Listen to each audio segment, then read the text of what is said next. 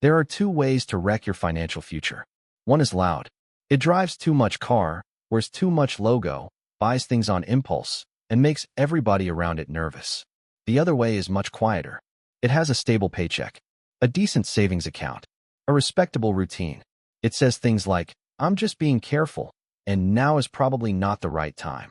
And because it looks so reasonable, people almost never question it. That second one is the dangerous one, because reckless decisions usually announce themselves. Safe-looking mistakes do not. They just sit there for 5 years, then 10, then 15. And one day you look up and realize you built an entire financial life around avoiding discomfort instead of creating progress. Picture two people in their early 30s. Same degree, same city, same starting salary, same general level of intelligence. Neither one is a financial genius. Neither one is lighting money on fire for fun. One of them stays put. Same employer, same apartment, same bank account structure, same cautious rhythm. Raises are small, but predictable. Investments stay modest because the market feels shaky. Career conversations get postponed because nobody likes awkward meetings before lunch. Everything is sensible. Everything is fine. The other person does not become reckless. They do not move to a van in the desert and start a podcast about abundance. They just make a series of slightly uncomfortable choices. They interview for better roles.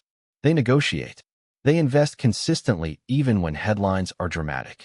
They spend money on skills that improve income instead of just relieving stress. They leave environments that stopped being useful. 10 years later, these two people do not end up in slightly different places. They end up in different lives. Not because one of them got lucky, because one of them kept paying for predictability with long-term upside.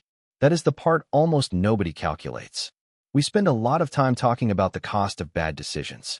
Hardly anyone talks about the cost of decisions that feel mature, calm, and safe in the moment, but quietly drain your future anyway. That is what this video is about. Not chaos, not reckless gambling, not motivational poster nonsense. I want to talk about the hidden price of overvaluing certainty and why so many smart people accidentally build a smaller life than they needed to simply because the next better move felt too uncomfortable at the time. Because if you have ever stayed too long, waited too long, held back too long, or kept telling yourself that caution automatically equals wisdom, this conversation is probably going to hit close to home. The expensive comfort of staying put. The strange thing about financial stagnation is that it rarely feels like a decision. It feels like a delay. You do not usually say, "I have chosen smaller earnings, weaker compounding, and less leverage over my life." You say, "I'll deal with it later. Later I'll apply. Later I'll ask. Later I'll move the money. Later I'll learn the thing. Later I'll make the bigger change." But later has a very specific effect on wealth. It compresses your timeline. And when your timeline gets compressed, every important financial system gets weaker. Less time for higher income to compound. Less time for investments to grow. Less time for better habits to become normal. Less time for career positioning. Less time for mistakes to be recoverable. This is one of the biggest lies about playing it safe. It makes people feel like they are preserving options. A lot of the time, they are actually burning time. And time is the one financial asset that does not care whether your hesitation was understandable. It is still gone. A career example that looks harmless until you do the math. Let's use numbers because this becomes much easier to see when you stop calling it stability and start calling it what it is. Imagine someone starts at $65,000 a year. They are competent, dependable, and liked. They stay with the same company for 8 years. Their raises average around 3% annually. Nothing insulting. Nothing dramatic. Just slow, polite progress. After 8 years, that person is making about $82,000. Now imagine someone equally competent starts at the same $65,000, but every 2 to 3 years they check the market, take interviews seriously, and make strategic moves. Not constant chaos. Not random jumping. Just deliberate upward movement. They land salary increases of 12%, then 15%, then another 12%, alongside normal raises. After 8 years, that person could easily be at $100,000 to $110,000. That is a gap of maybe $20,000 to $28,000 per year. Every year. Now extend that beyond the paycheck. Higher base salary means higher retirement contributions, bigger employer match, more money available to invest, more room to build emergency savings, better odds of absorbing a rent increase without panic, stronger negotiating position for the next move, and more resilience when life gets weird. One path felt calmer. The other path built power. And the annoying part is that the first person often thinks they were the responsible one because they avoided the awkwardness of interviews. They avoided uncertainty. They avoided the possibility of rejection. They avoided the discomfort of not being the most competent person in the room for a while. That emotional relief feels free. It is not free. It is purchased through under-earning. Why the brain keeps overpaying for predictability. Your brain is not especially interested in maximizing long-term wealth. Your brain is deeply interested in reducing immediate stress. Those are not the same thing. Predictability gives the nervous system a little exhale. You know the route. You know the manager. You know the salary. You know how the month works. You know what to expect. That familiarity creates emotional relief, even when the actual results are mediocre. This is why people can remain in financial patterns that are clearly not working and still feel strangely loyal to them. The familiar has an emotional halo. You know this in everyday life. People will drive 20 extra minutes to the coffee shop they already know. They will keep the same overpriced phone plan because switching feels annoying. They will keep using the bank with terrible rates because all the automatic payments are already attached. They will overpay for convenience, under-negotiate for income, and call the whole arrangement peace. That same pattern shows up everywhere in money. It is not just fear of loss. It is affection for the known. And when you combine affection for the known with the fact that many benefits of better decisions arrive slowly, you get a perfect setup for long-term stagnation. The pain of change is immediate. The reward of change is delayed. The comfort of staying is immediate. The cost of staying is delayed. Which option do you think the average stressed human nervous system prefers on a Tuesday afternoon? Exactly. The savings account trap that feels responsible. Now let's move away from work and talk about cash. Cash is emotionally persuasive because it behaves well. It does not jump around. It does not produce ugly red numbers. It does not punish you for checking it at the wrong time. It just sits there looking loyal. And some cash is necessary. Obviously, emergency funds matter. Liquidity matters. Short-term money should not be pretending it is a long-term portfolio. But many people quietly cross the line from, I have a healthy buffer, to, I am hiding from volatility and calling it prudence. Let's say someone keeps $80,000 in cash for a decade because investing more feels too uncertain. Suppose that cash earns around 4%. After 10 years, it grows to roughly $118,000. That sounds respectable. Now suppose the same $80,000 had been invested in a broad index strategy, returning around 8% over the long run. Not every year. Over time. Now the number is closer to $173,000. That is a difference of about $55,000. And that gap is not dramatic enough to feel like a crisis while it is happening. That is exactly why people miss it. Nothing explodes. No emergency siren goes off. Nobody calls to say, hello, I'm just checking in to let you know you are quietly underperforming your future. You just slowly trade growth for emotional smoothness. And emotional smoothness can get expensive. Small moments of avoidance that become huge money. Here is where this gets really sneaky. A lot of long-term financial damage does not come from one giant act of fear. It comes from 100 tiny moments of avoidance. Not negotiating the offer because you do not want to sound difficult. Not applying for the role because you only meet 8 of the 10 bullet points. Not moving money into investments because the market is weird right now. Not taking the course because you are not fully sure it will pay off. Not relocating because the logistics feel exhausting.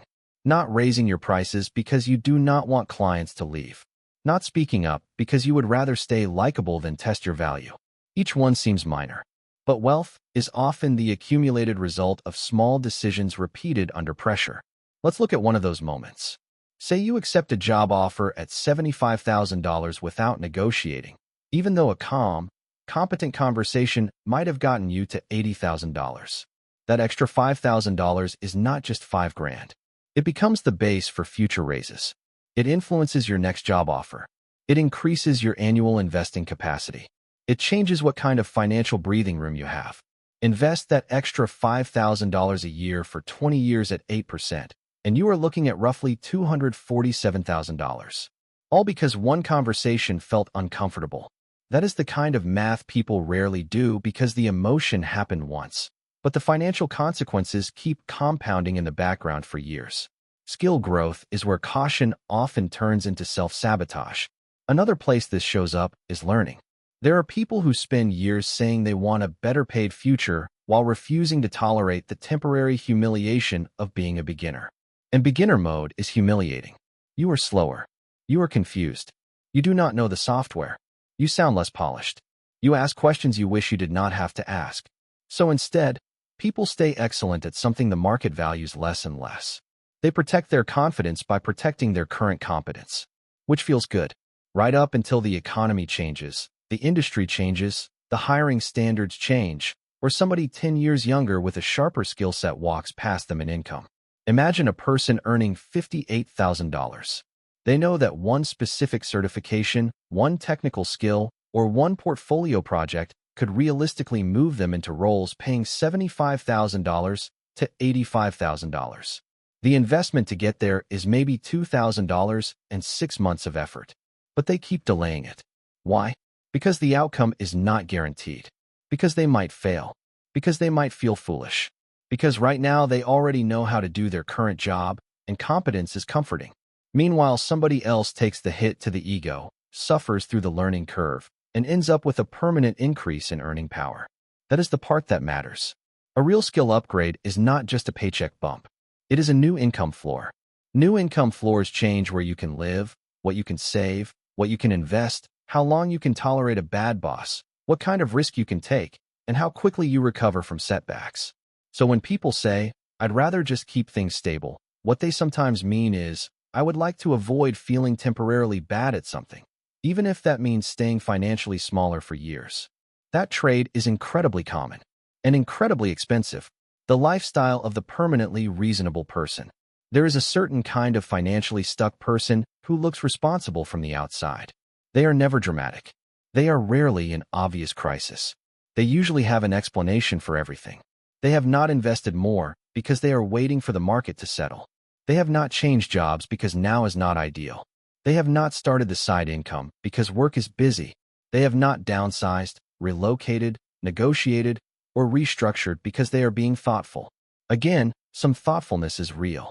But there is also a version of adulthood where people become so committed to appearing sensible that they slowly talk themselves out of every move that could actually improve their life.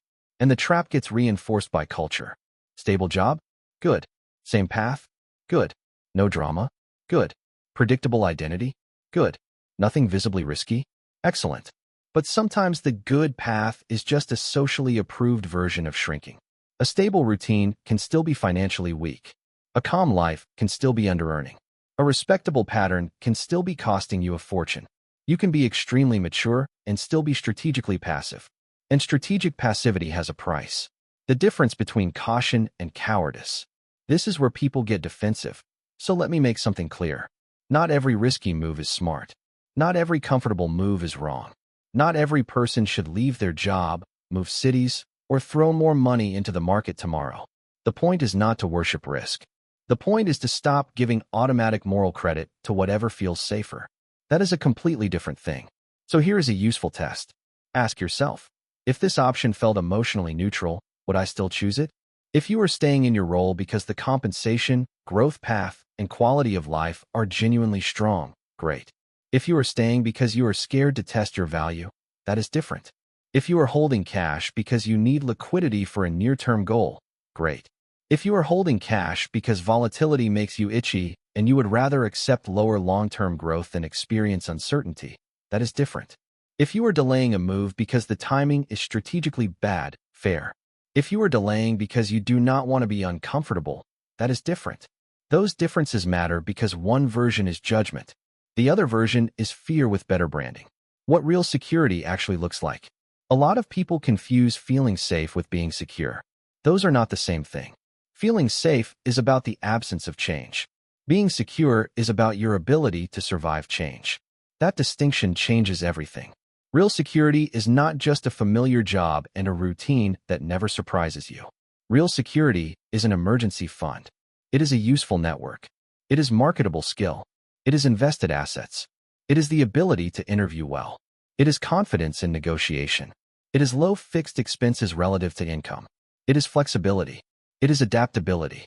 It is not having your entire life depend on one employer, one paycheck, one familiar pattern continuing forever.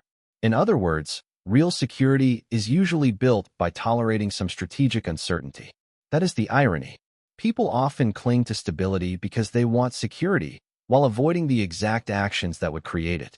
A practical reset for anyone who sees themselves in this. If this is hitting a nerve, good. That means there is something useful here. You do not need a dramatic reinvention. You need a more honest scoreboard. For the next week, stop asking, does this feel safe? Ask, what is this costing me over time? What is it costing you to stay underpaid? What is it costing you to leave excess cash sitting there forever? What is it costing you not to negotiate? What is it costing you to remain excellent at low-value skills? What is it costing you to wait for confidence before acting? That question alone will make you sharper. Then do something small but real. Take one interview. Negotiate one number. Move one portion of idle cash according to an actual plan. Research one skill path tied to real market demand. Apply for one role that makes you slightly nervous. Start one automatic investment that happens whether you feel brave or not. You do not need a personality transplant. You need evidence. Evidence that discomfort is survivable. Evidence that uncertainty does not automatically equal disaster. Evidence that you are more capable than the version of you that keeps stalling. That is how confidence actually gets built. Not through affirmations. Through contact. The closing thought nobody likes, but everybody should hear.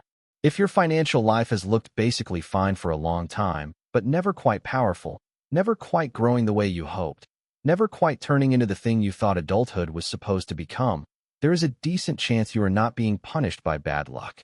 You may simply be overpaying for predictability. Not with one giant mistake. With 1,000 reasonable little decisions that all had the same emotional logic. Keep it familiar. Keep it smooth. Keep it comfortable. Keep it low risk. Keep it tomorrow. And tomorrow is where a lot of wealth goes to die. Because the market does not reward you for feeling calm. Employers do not hand out life-changing compensation because you stayed agreeable. Time does not slow down because your hesitation was understandable. Compounding does not wait until you feel more ready. Playing it safe is not always wrong. But turning safety into your default religion can quietly make you poorer, smaller, and more dependent than you realize. The goal is not to become reckless. The goal is to stop confusing emotional comfort with financial intelligence. Because one of the most expensive sentences in adult life is this: at least I avoided the risk. Maybe you did. But what did it cost you?